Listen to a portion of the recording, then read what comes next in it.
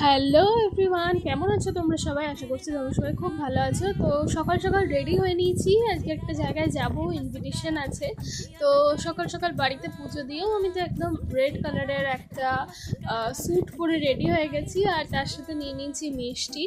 Because আজকে আমার মাসির বাড়িতে গৃহপ্রবেশ, মানে মাসিদের একটা নতুন ফ্ল্যাট নিয়েছে, সেটারই গৃহপ্রবেশ আজকে। তো আমরা তারপর ওখানে কিছুক্ষণ থেকে এখন চলে এসেছি স্টেশনে, বিকজ ট্রেন আসছে। কারণ আমার দিদা এতদিন আমাদের বাড়ি মাসির বাড়ি ছিল, তো আজকে তো বাড়ি চলে যাচ্ছে, ওর জন্য মাও আজকে দেখা করতে এলো ক্যান্টনমেন্ট স্টেশনে।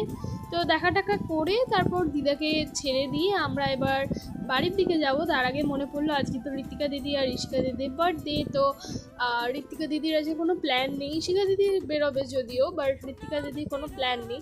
তো ওর জন্য আমি বললাম যে চলো তাহলে আমাদের সাথেই বাড়িতে চলো, ওখান থেকে একটু ঘুরে টুরে তারপর তুমি বাড়ি চলে যাবে। আর কথা বলতে বলতে এখানে তো দিদার ট্রেনও চলে এসছে, দিদাকে ছেড়ে দিলাম ট্রেনে উঠে। তারপর এখন আমরা যাচ্ছি তিনজন মিলে গল্প করতে করতে বাড়ির দিকে। আর এখন তো আমরা রয়েছি আমাদের দমদম স্টেশনে, এখানটা তো প্রচুর ভিড় হয় তোমরা জানো। তো যাই হোক, কথা বলতে বলতে তো বাড়িও চলে এসেছি। আর এত মাথা যন্ত্রণা করছিল, ওর জন্য মা একটা চা করে দিল, লিকার চা। আর তার সাথে তো খেলাম ভোগ প্রসাদ, যেটা মাসিদের বাড়িতেই ছিল। তো এই তো আজকে এটাই লাস্টের ডিনার, ঘুগনি আর লুচি। তো that's it for today, bye bye.